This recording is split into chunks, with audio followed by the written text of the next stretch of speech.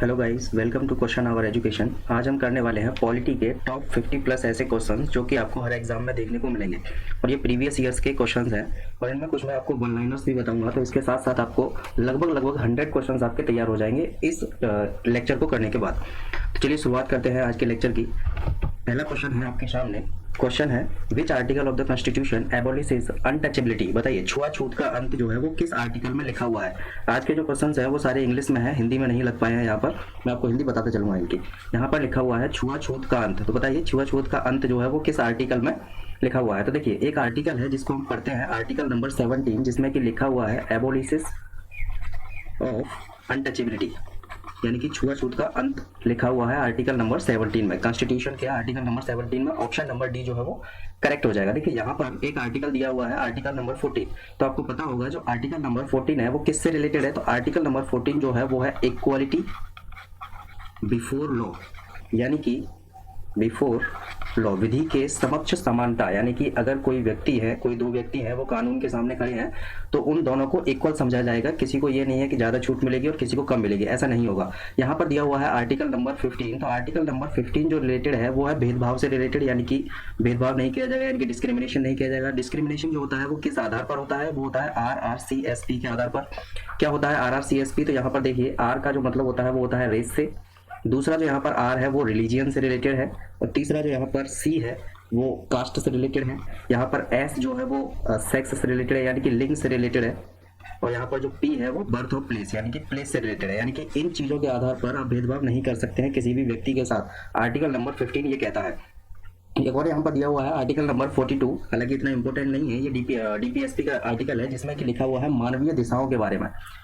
इसमें कुछ ज्यादा नहीं लिखा है, बस इतना ही लिखा है मानवीय दशाएं, इतना इंपॉर्टेंट नहीं है, इसको आप छोड़ दीजिए। फिलहाल इसका जो आंसर हो जाएगा वो हो जाएगा ऑप्शन नंबर डी जो है वो करेक्ट है। चलिए नेक्स्ट क्वेश्चन है, question number 2, who is the chairman of the newly formed NITI Aayog replacing the planning commission. आपको पता होगा कि एक प्लानिंग कमीशन बनाया गया था।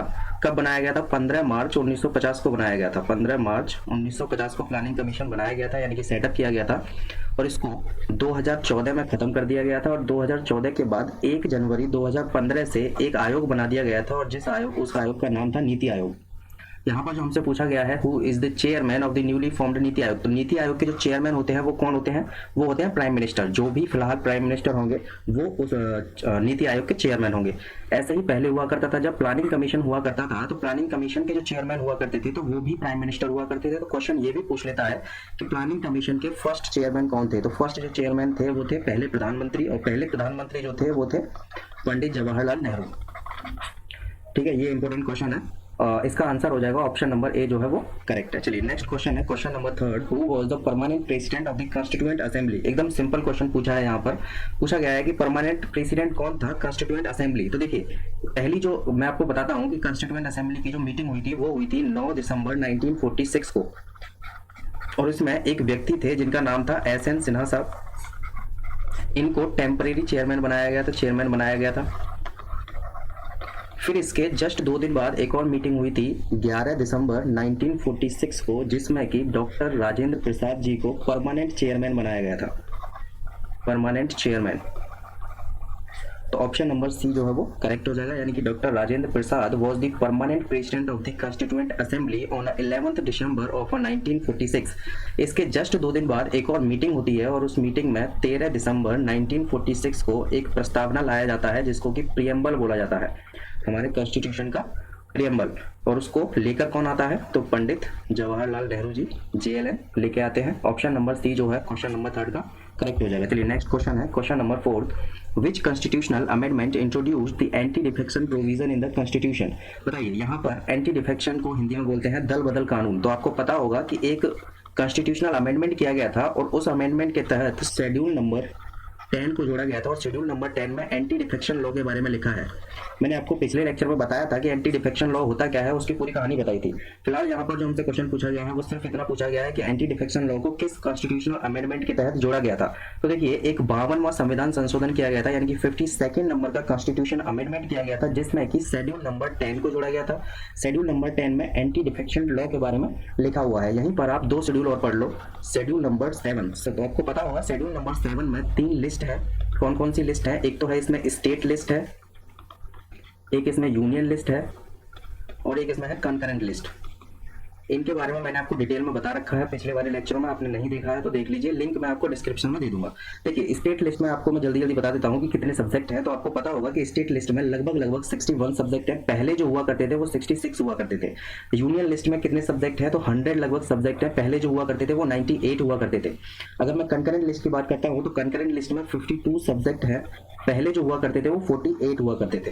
तो फिलहाल हमसे जो क्वेश्चन पूछा गया है, आंसर नंबर इसका बी ऑप्शन जो है वो करेक्ट हो जाएगा, क्वेश्चन नंबर 4 का। चलिए यहाँ पर मैंने आपसे एक और 2 शेड्यूल बताने की बात की थी, एक और शेड्यूल यहीं पर पढ़ लीजिए, शेड्यूल नंबर 8। शेड्यूल नंबर 8 में क्या लिखा हुआ है, शेड्यूल नंबर 8 में लिखी हुई है भाषाएं। हमारे यहाँ पर कॉन्स्टिट्यूशन के अंदर 22 लैंग्वेजेस हैं और 22 लैंग्वेजेस लिखी हुई हैं। पहले जब संविधान बन के तैयार हुआ था तो उस टाइम पर मात्र 16 लैंग्वेजेस जो थी वो कॉन्स्टिट्यूशन के अंदर थी। बाद में कुछ अमेंडमेंट किए गए थे, उनके तहत इनको जोड़ा गया था और जो लैंग्वेज जोड़ी गई थी 8 लैंग्वेज जोड़ी गई थी। 1961 में 21st नंबर का कॉन्स्टिट्यूशन अमेंडमेंट किया गया था जिसमें कि सिंधी जोड़ी गई थी। 1992 में 71st नंबर का कॉन्स्टिट्यूशन अमेंडमेंट किया गया था जिसमें कि 3 लैंग्वेज को जोड़ा गया था, कोंकणी, मणिपुरी और नेपाली। फिर एक और अमेंडमेंट किया गया था 2003 में जो कि 52वां संविधान संशोधन कहलाया, जिसमें कि 4 लैंग्वेजेस को जोड़ा गया था। वो 4 लैंग्वेजेस थी डीबीएमएस यानी कि डोंगरी, बोडो, मैथिली और संथाली। चलिए नेक्स्ट क्वेश्चन है question number 5। Which one of the following is not mentioned in the preamble to the constitution. हमारा जो प्रस्तावना है यानी कि जो प्रेम्बल है उसमें क्या नहीं लिखा हुआ है, ये हमसे क्वेश्चन पूछा है। देखिए ऑप्शन नंबर ए जो है यहाँ पर बोल रहा है डिग्निटी ऑफ द इंडिविजुअल, यानी कि इंडिविजुअल का मतलब होता है एक सिंगल पर्सन, इंडिविजुअल मतलब एक अकेला व्यक्ति, और यहाँ पर डिग्निटी का मतलब होता है गौरव। ठीक है, तो हमसे जो क्वेश्चन पूछा है वो not mentioned in the preamble, तो प्रेम्बल में क्या मेंशन नहीं है, तो देखिए प्रेम्बल में हमारे में डिग्निटी ऑफ द कॉन्स्टिट्यूशन ये मेंशन नहीं है। ऑप्शन नंबर बी जो है वो इसका करेक्ट हो जाएगा। चलिए नेक्स्ट क्वेश्चन है question number 6। After independence the first state organised on the basis of language.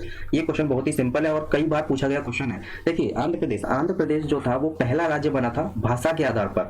आपको पता होगा कि 7th नंबर का कॉन्स्टिट्यूशन अमेंडमेंट किया गया था, और ये कब किया गया था, ये किया गया था 1956 में, और जो आंध्र प्रदेश राज्य बना था वो 1953 में बना था। ये भी क्वेश्चन पूछ लिया जाता है कि कब बना था, तो 1953 में बना था। आपको पता होगा कॉन्स्टिट्यूशन अमेंडमेंट किया गया था और जिसमें कि एक एक्ट आया था जिसको स्टेट रीऑर्गेनाइजेशन एक्ट बोला जाता है। स्टेट रीऑर्गेनाइजेशन का मतलब यानी कि दोबारा से ऑर्गेनाइज करना, रीऑर्गेनाइजेशन एक्ट ऑफ 1956 7th नंबर का कॉन्स्टिट्यूशन अमेंडमेंट किया गया था, जिसमें कि एक एक्ट आया था स्टेट रीऑर्गेनाइजेशन एक्ट। वो इसीलिए आया था ताकि भाषा के आधार पर राज्यों को बनाया जा सके। यहाँ पर जो हमसे आफ्टर इंडिपेंडेंस पूछा गया तो आंध्र प्रदेश ऐसा पहला राज्य था जिसको कि भाषा के आधार पर एक राज्य घोषित किया था। चलिए नेक्स्ट क्वेश्चन है question number 7। Lame Duke session of the parliament means. Important question नहीं है इतना, आप इसको छोड़ना चाहे तो छोड़ दीजिए। फिलहाल मैं इसका आंसर बता देता हूँ, ऑप्शन नंबर बी जो है वो इसका करेक्ट हो जाएगा। लेम ड्यूक यानी कि एक सेशन होता है पार्लियामेंट के अंदर, ठीक है, और ये कब होता है, जब हमारी लोकसभा जो है डिसोल्यूशन हो जाती है उससे जस्ट पहले जो सेशन होता है उसको लेम ड्यूक सेशन बोला जाता है। लेम ड्यूक को हिंदी में बोलते हैं लंगड़ी बतख। हालांकि लंगड़ी बतख नाम अटपटा लग रहा हो, क्वेश्चन भी अटपटा है। चलिए नेक्स्ट क्वेश्चन है question number 8। If a no confidence motion is passed against a minister. अगर नो कॉन्फिडेंस मोशन पास हो जाता है मिनिस्टरों के खिलाफ तो क्या होता है, क्वेश्चन ये पूछा गया है। तो देखिए ऑप्शन जो दिए हुए हैं, ऑप्शन नंबर ए दिया हुआ है the concern minister has to resign. Option B दिया हुआ है होल काउंसिल ऑफ मिनिस्टर, यानी कि जो मंत्री परिषद होगी पूरी की पूरी वो रिजाइन करेगी, या फिर लोकसभा डिसॉल्व हो जाएगी, या फिर प्राइम मिनिस्टर और जो मंत्री होंगे वो रिजाइन करेंगे। बताइए क्या होगा। तो देखिए जो पूरी की पूरी काउंसिल होगी वो जो है पूरी की पूरी रिजाइन कर देगी, यानी कि जो भी काउंसिल ऑफ मिनिस्टर होगी, यानी कि मंत्रियों की एक परिषद बनाई जाती है। जब भी कोई सरकार बनती है तो उसमें से कुछ व्यक्तियों को मंत्री बनाया जाता है जिनके अंदर कुछ मंत्रालय दिए जाते हैं। तो वो जो पूरी की पूरी काउंसिल होती है, अगर नो कॉन्फिडेंस मोशन पास हो जाता है मिनिस्टर के खिलाफ तो पूरी की पूरी काउंसिल जो है वो रिजाइन करती है, कोई एक मिनिस्टर रिजाइन नहीं करता है। इंपोर्टेंट क्वेश्चन है, ऑप्शन नंबर बी जो है वो इसका करेक्ट हो जाएगा। चलिए नेक्स्ट क्वेश्चन है क्वेश्चन नंबर 9। बताइए इसका आंसर क्या होगा। The president has the power to nominate the 2 members to the Lok Sabha belonging to. यानी कि जो प्रेसिडेंट होते हैं वो 2 लोगों को मनोनीत करते हैं, ठीक है। वो 2 लोग कौन से होते हैं, क्या वो क्रिश्चियन कम्युनिटी से होते हैं, या एंग्लो इंडियंस होते हैं, या फिर वो बिजनेस कम्युनिटी से होते हैं, या फिर सिख होते हैं।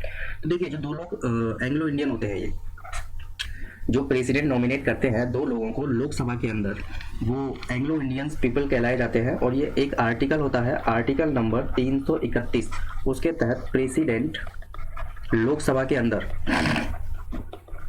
लोकसभा में 2 लोगों को मनोनीत करते हैं, यानी कि नॉमिनेट करते हैं।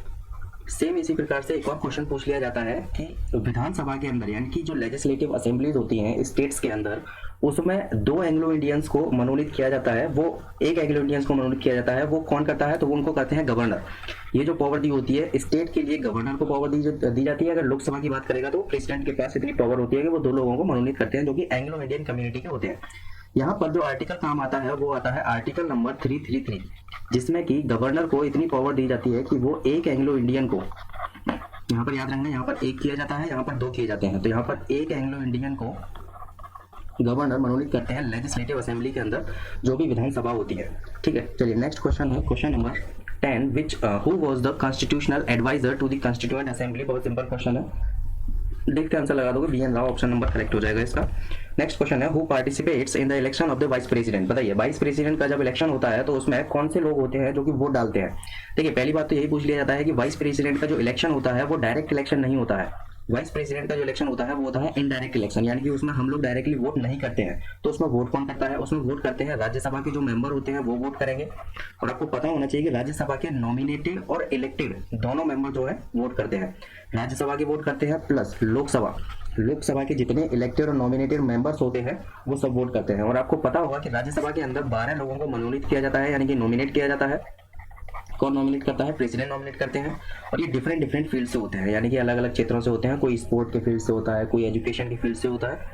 इसी प्रकार लोकसभा में भी दो लोगों को, दो एंग्लो इंडियंस को मनोनीत किया जाता है, यानी कि नॉमिनेट किया जाता है, जिनको कि प्रेसिडेंट नॉमिनेट करते हैं। वो भी वोट करते हैं वाइस प्रेसिडेंट के इलेक्शन पर।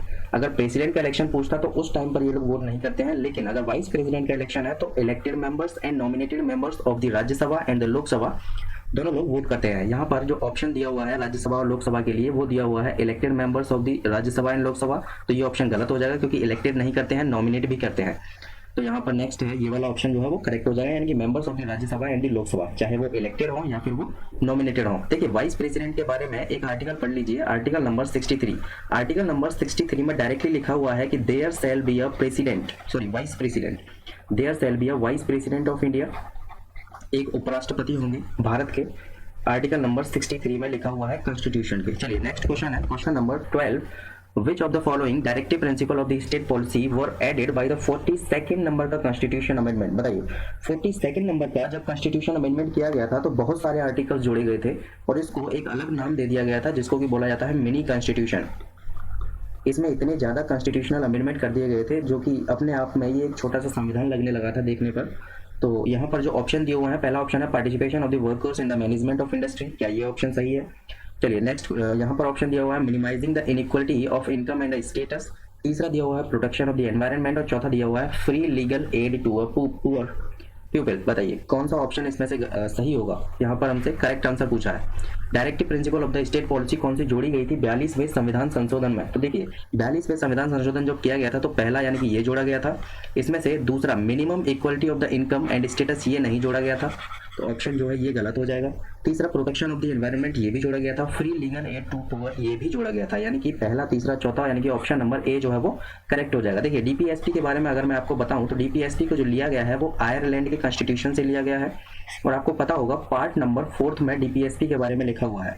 पार्ट नंबर 4 में directive principle of the state policy कहां से कहां तक है, तो आर्टिकल नंबर 36 से लेकर के आर्टिकल नंबर 51 तक डीपीएसपी के बारे में लिखा हुआ है, यानी कि directive principle of the state policy. चलिए नेक्स्ट क्वेश्चन है question number 13, which of the following are the types of authority attributed to the president of India. बताइए कौन कौन सी पावर होती है प्रेसिडेंट के पास। देखिए यहाँ पर पावर्स की बात की है तो देखिए कॉन्स्टिट्यूशनल पावर होती है और नॉमिनल पावर भी होती है क्योंकि वो नॉमिनेट भी करते हैं कुछ लोगों को। चलिए नेक्स्ट क्वेश्चन है question number 15, which of the following are the exclusive powers of the Lok Sabha. Lok Sabha की कौन सी जो है अलग से पावर होती है, यानी कि और भी पावर होती है लोकसभा के पास, वो कौन कौन सी पावर है। पहला यहाँ पर लिखा हुआ है to introduce a money bill.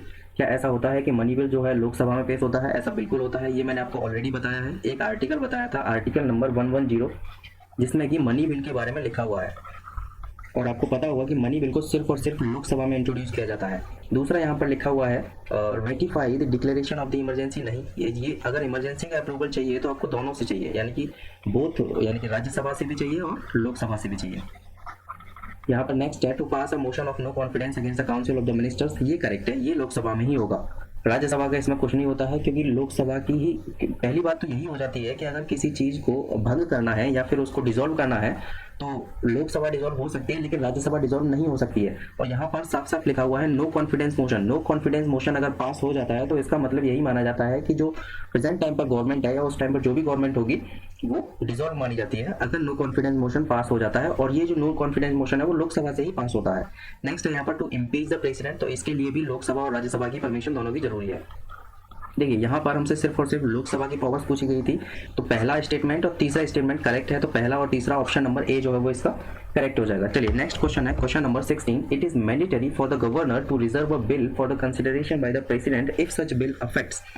कौन से बिल को जो है गवर्नर प्रेसिडेंट के लिए रिजर्व करके रख सकते हैं अगर ऐसे बिल, यहाँ पर जो ऑप्शन दिया हुआ है पहला ऑप्शन है the rate of land revenue, option B is the powers of high court, option C is the powers of the advocate general of the state, and option C जो यहाँ पर जो दिया हुआ है वो दिया हुआ है the amount of the salary paid to the members of the legislative assembly. बताइए कौन सा ऑप्शन इसमें से करेक्ट हो जाएगा। तो देखिए powers of the high court, इसको रिजर्व करके रख सकते हैं। यहाँ पर मैं आपको कुछ आर्टिकल बताना चाहूंगा एक्स्ट्रा। एक आर्टिकल आप पढ़ लीजिए, आर्टिकल नंबर 123, जिसमें कि सुप्रीम कोर्ट के बारे में लिखा हुआ है, there shall be a supreme court, जैसा कि हमारे यहाँ पर है भी। एक आर्टिकल यहीं पर आप साथ साथ इसी के पढ़ लीजिए, आर्टिकल नंबर 213, जस्ट इसका उल्टा है 213, तो ये होता है हाई कोर्ट के लिए, आसानी से याद हो जाएगा। इंपॉर्टेंट आर्टिकल है ये दोनों आर्टिकल। एक आर्टिकल और पढ़ लीजिए, आर्टिकल नंबर 124, जिसमें कि ऑर्डिनेंस के बारे में लिखा हुआ है, और ये किसका ऑर्डिनेंस होगा, प्रेसिडेंट के लिए। ये जो ऑर्डिनेंस है ये प्रेसिडेंट के लिए है। और एक और आर्टिकल आप यहीं पर पढ़ लीजिए, आर्टिकल नंबर 214, जस्ट इसका उल्टा है, और ये जो है गवर्नर के ऑर्डिनेंस के लिए है, ऑर्डिनेंस, और इसमें होंगे गवर्नर के लिए। एक और यहाँ पर आर्टिकल मैं आपको बताता हूँ एडवोकेट जनरल से रिलेटेड। देखिए एडवोकेट जनरल से रिलेटेड नहीं है, यहाँ पर आर्टिकल जो है वो है आर्टिकल नंबर 29, जिसमें कि अल्पसंख्यकों के हितों की सुरक्षा, यानी कि जो भी माइनॉरिटीज़ के जो लोग होते हैं उनके फेवर की बात की गई है। माइनॉरिटीज़ की जो बात की गई है वो आर्टिकल नंबर 29 में की गई है। इंपॉर्टेंट आर्टिकल है ये, जो मैंने आपको आर्टिकल बताए हैं ये इंपॉर्टेंट आर्टिकल है। ठीक है, चलिए नेक्स्ट क्वेश्चन है यहाँ पर question number 17, which is the most important reason to consider the India as a secular state. बताइए, इसमें से आपको ऑप्शन पढ़ने हैं और ऑप्शन पढ़ते ही आप आंसर लगा देंगे। देखिए सेक्युलर स्टेट के लिए कौन सा जो है एक मोस्ट इंपोर्टेंट रीजन है, बताइए। तो देखिए the minority religions are given a special protection, यही आर्टिकल था जो मैंने अभी आपको आर्टिकल बताया है, वो है आर्टिकल नंबर 29, जिसमें कि माइनॉरिटीज़ के लिए कुछ स्पेशल प्रोविजन किए गए हैं। माइनॉरिटीज़ के लिए उनकी प्रोटेक्शन की बात की गई है, अल्पसंख्यक जो होते हैं उनकी प्रोटेक्शन की बात की गई है आर्टिकल नंबर 29 में। और यही जो है एक सेक्युलर स्टेट की पहचान होती है। यहाँ पर हमसे जो पूछा गया है most important reason to consider India as a secular state, यानी कि इंडिया को अगर सेक्युलर स्टेट माना जाता है तो एक इंपॉर्टेंट रीजन क्या होगा, तो ये यही इंपॉर्टेंट रीजन है कि आर्टिकल नंबर 29 का होना, यानी कि माइनॉरिटीज के हितों की बात की जाती है यहाँ पर, प्रोटेक्शन ऑफ द माइनॉरिटीज। चलिए नेक्स्ट क्वेश्चन है question number 18, under the Indian constitution the concentration of the wealth violets the, बताइए किस में लिखा हुआ है, डायरेक्टिव प्रिंसिपल में लिखा हुआ है, राइट टू इक्वलिटी है, या फिर राइट टू फ्रीडम है, या फिर the concept of the welfare state है। तो देखिए यहाँ पर वेल्थ वायलेट्स की बात की गई है, तो ये कहाँ पर है, आर्टिकल नंबर डीपीएसपी आपने पढ़ा होगा, directive principle of the state policy, जिसमें कि आर्टिकल नंबर 36 से लेकर के आर्टिकल नंबर 52 तक है।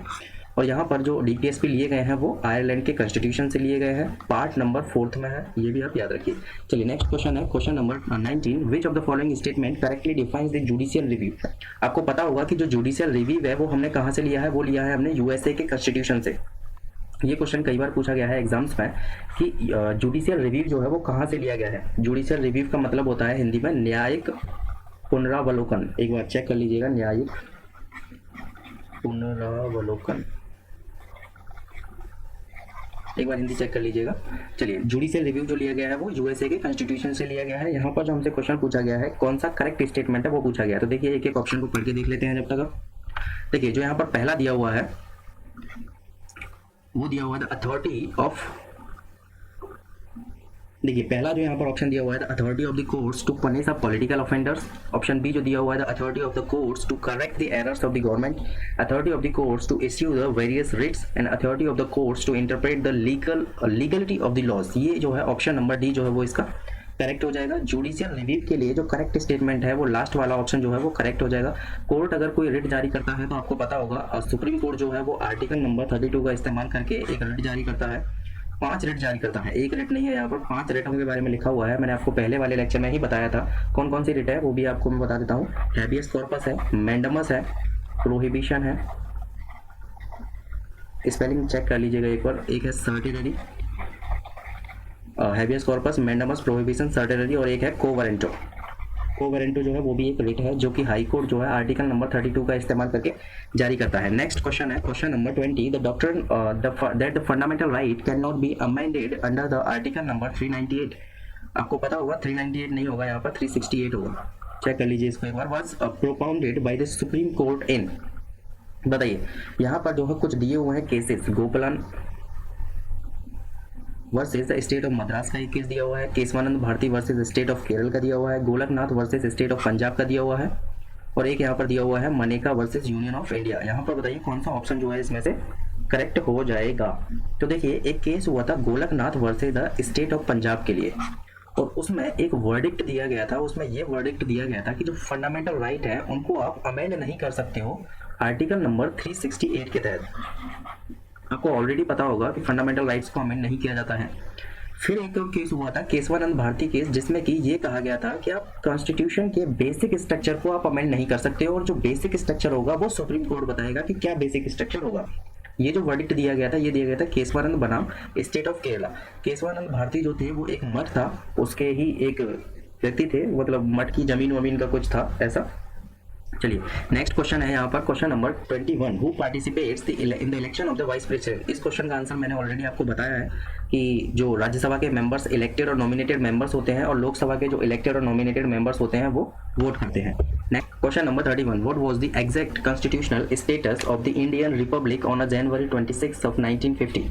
बताइए क्या स्टेटस था। यहाँ पर जो क्वेश्चन पूछा गया है वो सिर्फ स्टेटस के बारे में पूछा गया है। ऑप्शन दिया हुआ है एक डेमोक्रेटिक रिपब्लिक था, ऑप्शन बी जो दिया हुआ है एक सोवरेन डेमोक्रेटिक रिपब्लिक था, या फिर एक सोवरेन सेक्युलर डेमोक्रेटिक रिपब्लिक था, या फिर sovereign social secular democratic Republic था। 26 जनवरी 1950 को जो कॉन्स्टिट्यूशनल स्टेटस था इंडिया का वो क्या था, यहाँ पर सिर्फ इतना पूछा गया है। तो देखिए जो हमारा इंडिया था वो था sovereign secular democratic Republic. 26 of January 1950 को ये हमारा स्टेटस था। ये क्वेश्चन पूछा हुआ क्वेश्चन है और ये एसएससी में पूछा हुआ क्वेश्चन है। चलिए नेक्स्ट क्वेश्चन है यहाँ पर question number 32, who amongst the following acts as the presiding officer of the house without being its a member. बताइए क्या ऑप्शन इसका करेक्ट हो जाएगा। इसका तो आंसर आप डायरेक्टली दे दोगे। देखिए यहाँ पर हमसे सिर्फ इतना पूछा गया है कि ऐसे कौन से व्यक्ति होते हैं जो कि उस सभा के मेंबर न होते हुए भी उस सभा के अध्यक्ष हैं। तो आपको पता होगा जो वाइस प्रेसिडेंट ऑफ इंडिया होते हैं, या फिर इनको आप बोल सकते हो चेयरमैन ऑफ राज्यसभा। तो ये जो व्यक्ति होते हैं ये न तो राज्यसभा के मेंबर होते हैं और लोकसभा का तो कोई मतलब ही नहीं बनता। जब ये राज्यसभा के मेंबर नहीं है फिर भी ये राज्यसभा के चेयरमैन होते हैं। यही क्वेश्चन पूछा गया था। ऑप्शन नंबर ए जो है वो इसका करेक्ट हो जाएगा, यानी कि वाइस प्रेसिडेंट ऑफ इंडिया एक ऐसे व्यक्ति होते हैं जो कि उस सभा के मेंबर न होते हुए भी उस सभा के चेयरमैन होते हैं। चलिए नेक्स्ट क्वेश्चन है यहाँ पर, who first describe the Indian political system as the one party dominance to explain the Congress party the hegemony in India. Option दिए हुए हैं यहाँ पर, इतना इंपॉर्टेंट क्वेश्चन नहीं है फिर भी आप इसका आंसर देख लीजिए। Option number W.H. Morris Jones. Next question है, in which the following list of the Indian constitution is the subject of the population control in family planning included. बताइए किस लिस्ट में लिखा हुआ है। मैंने आपको शेड्यूल नंबर 7 के बारे में बताया था अभी। शेड्यूल नंबर 7 में 3 लिस्ट के बारे में लिखा हुआ है। पहली जो लिस्ट है वो है स्टेट लिस्ट के बारे में है, दूसरा जो है वो यूनियन लिस्ट है, और तीसरी जो है यहाँ पर वो है कंकरेंट लिस्ट। आपको पता होगा कि स्टेट लिस्ट एक ऐसी लिस्ट होती है जिसमें कि स्टेट गवर्नमेंट को अधिकार होता है कानून बनाने का, यानी कि कोई भी लॉ है तो वो स्टेट गवर्नमेंट कानून बना सकती है। अगर यूनियन की बात करता हूँ तो यूनियन गवर्नमेंट कानून बनाएगी, और कंकरेंट ऐसे सब्जेक्ट होते हैं जिन पर कि स्टेट भी कानून बना सकती है और यूनियन गवर्नमेंट भी कानून बना सकते हैं, यानी कि दोनों लोग कानून बना सकते हैं। लेकिन अगर कभी ऐसी सिचुएशन आ जाए कि स्टेट ने भी कानून बना दिया है और यूनियन ने भी कानून बना दिया था, तो सबसे ऊपर जो माना जाता है वो यूनियन गवर्नमेंट का कानून माना जाता है। स्टेट गवर्नमेंट का कानून ऑटोमेटिकली लो माना जाता है उस टाइम की कंडीशन पर। अब मैं बात करता हूँ यहाँ पर जो population control and family planning के बारे में लिखा हुआ है वो किस लिस्ट में लिखा हुआ है, तो वो कंकरेंट लिस्ट में लिखा हुआ है, यानी कि ऑप्शन नंबर बी जो है वो करेक्ट हो जाएगा। यानी कि स्टेट गवर्नमेंट और यूनियन गवर्नमेंट दोनों कानून बना सकती हैं population control and family planning के ऊपर। चलिए नेक्स्ट क्वेश्चन है यहाँ पर question number 35, under which of the following circumstances can the president declare an emergency. बताइए क्या क्या हो जाता है उस टाइम पर प्रेसिडेंट जो है इमरजेंसी डिक्लेयर करते हैं। तो देखिए एक यहाँ पर है एक्सटर्नल एग्रीगेशन हो जाए तब इमरजेंसी लगा सकते हैं, आर्म्ड रिबेलियन हो जाए तब इमरजेंसी लगा सकते हैं। तीसरा जो ऑप्शन दिया हुआ है द गवर्नमेंट इन स्टेबिलिटी, उस टाइम पर इमरजेंसी में लगा के एक प्रेसिडेंट रूल लगा देते हैं। एक होता है प्रेसिडेंट रूल, यानी कि राष्ट्रपति शासन लगा दिया जाता है। नेक्स्ट है यहाँ पर फाइनेंशियल क्राइसिस, तो उस टाइम पर भी एक इमरजेंसी लगाई जाती है, और वो इमरजेंसी लगाई जाती है आर्टिकल नंबर 360 का इस्तेमाल करके, जहां पर कि फाइनेंशियल इमरजेंसी के बारे में लिखा हुआ है। ये जो दोनों पॉइंट दिए हुए हैं इनके लिए आर्टिकल नंबर 52 का इस्तेमाल किया जाता है। 352 का, जिसमें कि नेशनल इमरजेंसी के बारे में लिखा हुआ है, नेशनल इमरजेंसी। तो यहाँ पर ऑप्शन नंबर डी जो है वो करेक्ट हो जाएगा, यानी कि पहला, दूसरा और चौथा जो है वो करेक्ट है। प्रेसिडेंट जो है वो इसी टाइम पर इमरजेंसी को डिक्लेयर कर सकते हैं, या तो कोई बाहरी विद्रोह हो गया हो, या फिर आर्म्ड रिबेलियन हो गया हो, या फिर कोई फाइनेंशियल क्राइसिस हो गया हो। चलिए नेक्स्ट क्वेश्चन है यहाँ पर, question number 36, under which article of the constitution of India can the president of India be impeached. बताइए, प्रेसिडेंट के लिए जो इम्पीचमेंट का प्रोसेस है वो किस आर्टिकल में लिखा हुआ है? तो आर्टिकल नंबर 61 में साफ साफ लिखा हुआ है इम्पीचमेंट का प्रोसेस। और ये जो इम्पीचमेंट का प्रोसेस होगा ये किसके लिए होगा? प्रेसिडेंट जी के लिए होगा। और आपको पता होगा कि जब इम्पीचमेंट का प्रोसेस प्रेसिडेंट पर चलाया जाता है तो इम्पीचमेंट का प्रोसेस चलाने से 14 डेज पहले, यानी कि 14 दिन पहले प्रेसिडेंट को इत्तला कर दिया जाता है, यानी कि खबर दे दी जाती है कि आपके खिलाफ एक इम्पीचमेंट का प्रोसेस जो है वो आ रहा है। ये इम्पीचमेंट का जो प्रोसेस होता है या तो ये लोकसभा में आ जाएगा या फिर ये राज्यसभा में, कहीं से भी स्टार्ट हो सकता है। चलिए नेक्स्ट क्वेश्चन है, question number 37, the source of all political powers in India lies with. बताइए, ऑप्शन ए जो है वो पार्लियामेंट है, ऑप्शन बी जो है वो लोकसभा है, ऑप्शन सी जो है द पीपल है, एंड ऑप्शन डी जो है वो दी कॉन्स्टिट्यूशन है। बताइए क्या आंसर होगा? तो जो भी सारी की सारी पॉलिटिकल पावर होती हैं वो कहाँ पर लाई करती हैं? कॉन्स्टिट्यूशन के अंदर लाई करती हैं। ये हमारा यहाँ पर जो क्वेश्चन पूछा गया था वो सिर्फ और सिर्फ पॉलिटिकल पावर्स इन इंडिया, हम यहाँ पर इंडिया की बात कर रहे हैं, तो कहाँ पर लाई करती हैं? सारी की सारी निहित होती है तो कॉन्स्टिट्यूशन यानी कि संविधान के अंदर निहित होती है। चलिए नेक्स्ट क्वेश्चन है, question number 38, the supreme court of India enunciated the doctrine of the basic structure of the constitution. इसके बारे में मैंने अभी आपको बताया था कि बेसिक स्ट्रक्चर की जो बात की गई थी वो किस केस में की गई थी? केशवानंद भारती जो केस हुआ था 1973 में, और ये जो केस कहलाया जाता है ये है केशवानंद वर्सेस केरला। केरला में एक मठ था, उसकी जमीन को लेकर के विवाद था, तो वो हुआ था 1973 में, और उसमें सुप्रीम कोर्ट ने एक वर्डिक्ट दिया गया था कि आप किसी भी चीज़ में अमेंडमेंट कर सकते हैं, लेकिन कॉन्स्टिट्यूशन के बेसिक स्ट्रक्चर में बदलाव नहीं किया जा सकता है, यानी कि उसमें अमेंडमेंट नहीं किया जा सकता है।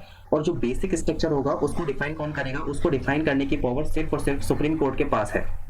सुप्रीम कोर्ट ही बताएगा कि क्या बेसिक स्ट्रक्चर है, और उसमें यही वर्डिक्ट दिया गया था केशवानंद भारती केस और बनाम केरला में। ऑप्शन नंबर डी जो है वो इसका करेक्ट हो जाएगा। चलिए नेक्स्ट क्वेश्चन है यहाँ पर 39, under which the 5-year plan was introduction of a Panchayati Raj suggested. बताइए, पंचायती राज सिस्टम जो लाया गया था, यानी कि जो सजेस्ट किया गया था, यहाँ पर ये नहीं बोला जाएगा कि लाया गया था, यहाँ पर बोला जाएगा सिर्फ और सिर्फ सजेस्ट किया गया था, वो किस 5-year प्लान में किया गया था?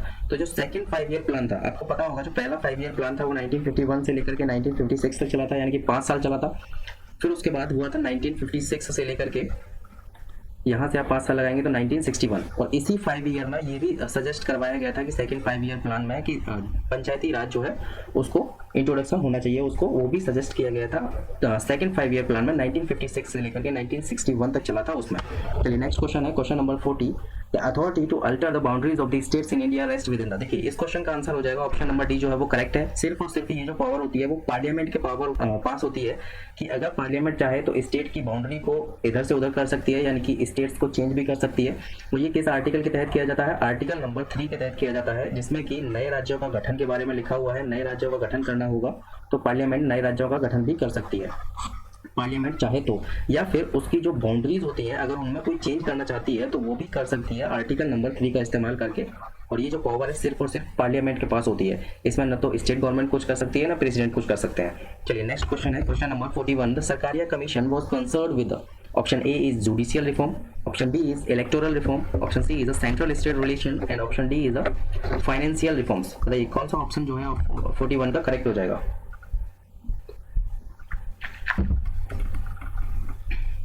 देखिए 41 सरकारी कमीशन की बात की गई है यहाँ पर, तो सेंटर स्टेट रिलेशन यानी कि राज्य और जो केंद्र के जो रिलेशंस हैं उससे रिलेटेड है सरकारिया कमीशन। ये क्वेश्चन काफी बार पूछा गया है, और ये जो क्वेश्चन पूछा गया था ये पिछली बार एसएससी में पूछा हुआ क्वेश्चन है। चलिए नेक्स्ट क्वेश्चन है, question number 42, the authority empower to make a laws in respect to the matters not included in any of the 3 list. Question जो यहाँ पर हमसे पूछा गया है वो सिर्फ इतना पूछा गया है कि ऐसा कोई सब्जेक्ट है जो कि न तो स्टेट लिस्ट में है न कंकरेंट यूनियन लिस्ट में है, तो वो जो सब्जेक्ट होता है उस पर जो पावर नहीं, यहाँ पर जो क्वेश्चन पूछा गया, हाँ देखिए यहाँ पर जो क्वेश्चन पूछा गया वो एनी ऑफ द 3 लिस्ट, यानी कि न तो वो स्टेट लिस्ट में है, न कंकरेंट लिस्ट में है, न वो यूनियन लिस्ट में है। तो ऐसे जो सब्जेक्ट होते हैं उन पर कानून बनाने का जो अधिकार होता है वो किसका होता है? यानी कि ऐसे मैटर्स जो कि तीनों लिस्ट में से किसी भी लिस्ट में नहीं है उस पर जो कानून बना सकते हैं वो कौन बना सकती है? तो ये जो पावर दी गई है वो सिर्फ और सिर्फ पार्लियामेंट को पावर दी गई है। और यहाँ पर मैं आपको एक और बात बताऊं कि जो पार्लियामेंट होती है हमारे यहाँ की वो 3 बेसिक जो होते हैं उनसे मिलकर के बनी होती है। वो तीन चीज़ क्या है भाई, वो भी देख लीजिए आप। जो हमारे यहाँ की जो पार्लियामेंट होती है वो तीन फैक्टर से मिलकर के बनी होती है। एक होती है इसमें लोकसभा, और एक होती है इसमें राज्यसभा, और एक होते हैं इसमें प्रेसिडेंट। ये जो तीन फैक्टर हैं ये पूछ लिए जाते हैं एग्जाम के अंदर कभी कभी, तो आप इन तीनों फैक्टर को याद रखिए। लोकसभा, राज्यसभा और प्रेसिडेंट से मिलकर के बनी होती है हमारे यहाँ की पार्लियामेंट। चलिए नेक्स्ट क्वेश्चन है, question number 43। The writs can be issued for the enforcement of the fundamental rights by, बताइए। देखिए, जो रिट जारी की जाती हैं वो सुप्रीम कोर्ट भी जारी कर सकता है और हाई कोर्ट भी जारी कर सकता है। मैंने आपको ऑलरेडी बताया है कि आर्टिकल नंबर 32 का इस्तेमाल करके सुप्रीम कोर्ट जो है वो 5 रिट जारी करता है। वो 5 रिट कौन कौन सी होती हैं, पहले वाले में भी बताया था। ये है यहाँ पर हैबियस कॉर्पस, स्पेलिंग चेक कर लीजिएगा, मैंडमस। तीसरी है यहाँ पर प्रोहिबिशन। चौथी है यहाँ पर सर्टेलरी, और पांचवी है यहाँ पर कोवेरेंटो। ये जो 5 रिट हैं, इन 5 रिट को जारी किया जाता है, किसके द्वारा जारी किया जाता है, सुप्रीम कोर्ट के द्वारा जारी किया जाता है आर्टिकल नंबर 32 का इस्तेमाल करके। इन्हीं रिट्स को हाई कोर्ट भी जारी कर सकता है, ऐसा नहीं है कि हाई कोर्ट जारी नहीं कर सकता है, हाई कोर्ट भी जारी कर सकता है इन्हीं रिट्स को। चलिए नेक्स्ट क्वेश्चन है यहाँ पर, क्वेश्चन नंबर 44।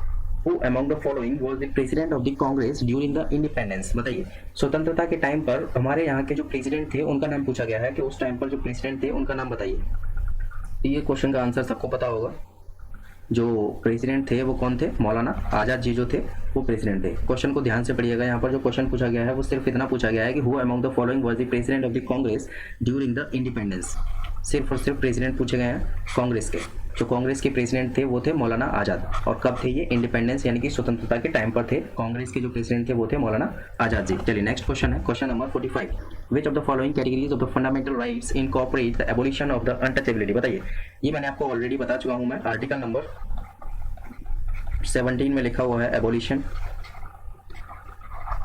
ऑफ अनटचेबिलिटी, यानी कि छुआछूत का अंत जो है वो आर्टिकल नंबर 17 में लिखा हुआ है। यहाँ पर जो हमसे क्वेश्चन पूछा गया है वो सिर्फ इतना पूछा गया है कि किस अधिकार के अंदर आता है ये क्वेश्चन। तो देखिए, एक अधिकार होता है जो कि राइट टू इक्वलिटी, यानी कि सबको जो है समान अधिकार मिलेंगे, उसमें आता है आर्टिकल नंबर 17। मैंने आपको ऑलरेडी बताया है, एक आपको ट्रिक बताई थी मैंने इसकी 54241। पहले वाले में जो है 5 आर्टिकल हैं, दूसरे वाले में 4 हैं, तीसरे वाले में 2 हैं, फिर चौथे वाले में 4 हैं, पांचवें में 2 हैं और छठवें में 1 आर्टिकल है। ये मैंने आपको बताया था। देखिए, राइट टू इक्वलिटी जो पहला आर्टिकल है, जो पहला फंडामेंटल राइट है वो है राइट टू इक्वलिटी, जिसमें कि 5 आर्टिकल हैं। कौन कौन से हैं आपको पता होगा। आर्टिकल नंबर 14 इसमें आता है, 15 इसमें आता है, 16 आता है और 17 आता है, और इसमें आता है 18। 1 2 3 4 5, यानी कि 5 आर्टिकल जो है वो राइट टू इक्वलिटी वो किसमें है, पहले वाले राइट टू इक्वलिटी में 5 आर्टिकल हैं। ऐसे ही दूसरे वाले में 4 हैं, तीसरे वाले में 2 हैं, चौथे में भी 4 हैं और पांचवें में 2 हैं और लास्ट वाले में जो है 1 है। यानी कि हमारे यहाँ पर सिर्फ और सिर्फ 6 फंडामेंटल राइट है।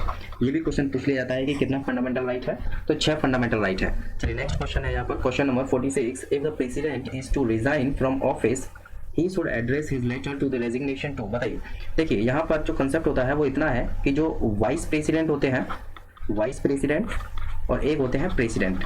अगर वाइस प्रेसिडेंट रिजाइन देंगे तो वो अपना लेटर प्रेसिडेंट को थमाएंगे, और प्रेसिडेंट रिजाइन देंगे तो वो वाइस प्रेसिडेंट, दोनों आपस में एक्सचेंज कर लेते हैं एक रूम में बैठ के। चलिए यहाँ पर जो आंसर हो जाएगा ऑप्शन नंबर बी जो है वो करेक्ट हो जाएगा, यानी कि वाइस प्रेसिडेंट जो है वो रेजिग्नेशन लेटर लेते हैं किनसे, प्रेसिडेंट से। अगर प्रेसिडेंट रिजाइन करना चाहते हैं तो वो वाइस प्रेसिडेंट को देंगे, अगर वाइस प्रेसिडेंट रिजाइन करना चाहते हैं तो वो प्रेसिडेंट को देंगे। चलिए नेक्स्ट क्वेश्चन है, question number 47। The Rajya Sabha can take initiate in, बताइए। तो देखिए, creating a new all India services. अगर आपको कोई भी नई ऑल इंडिया सर्विस, हमारे यहाँ पर आपको पता होगा कि 3 ही ऑल इंडिया सर्विसेज हैं। कौन कौन सी हैं 3 ऑल इंडिया सर्विसेज? एक इसमें है IAS जिसको कि एडमिनिस्ट्रेटिव सर्विस बोला जाता है, एक है यहाँ पर IPS जिसको कि पुलिस सर्विस बोला जाता है, और एक है यहाँ पर IFS जिसको कि फॉरेस्ट सर्विस बोला जाता है। तो 3 ही सर्विस है। अगर राज्यसभा चाहे तो राज्यसभा के पास इतनी पावर होती है कि एक चौथी यानी कि नई ऑल इंडिया सर्विस को ऐड कर सकती है। ये पावर सिर्फ और सिर्फ राज्यसभा को दी गई है, लोकसभा को नहीं दी गई है। नेक्स्ट क्वेश्चन है, question number 48। The joint sitting of the Indian parliament for transacting the legislative business is presided over by।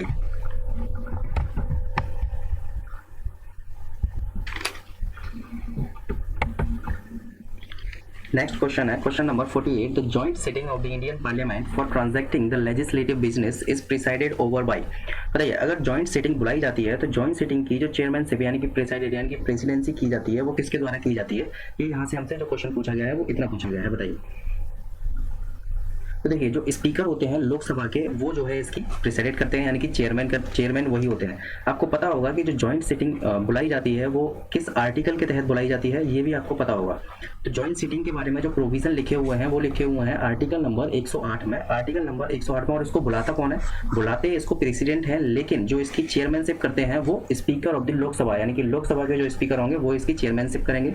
अभी इस टाइम पर ओम बिरला जी हैं, अगर इस टाइम पर जॉइंट सिटिंग बुलाई जाती है तो ओम बिरला जी जो होंगे वो उसके चेयरमैन होंगे। नेक्स्ट क्वेश्चन है question number 49, the speaker of the Lok Sabha has to address his letter of resignation to.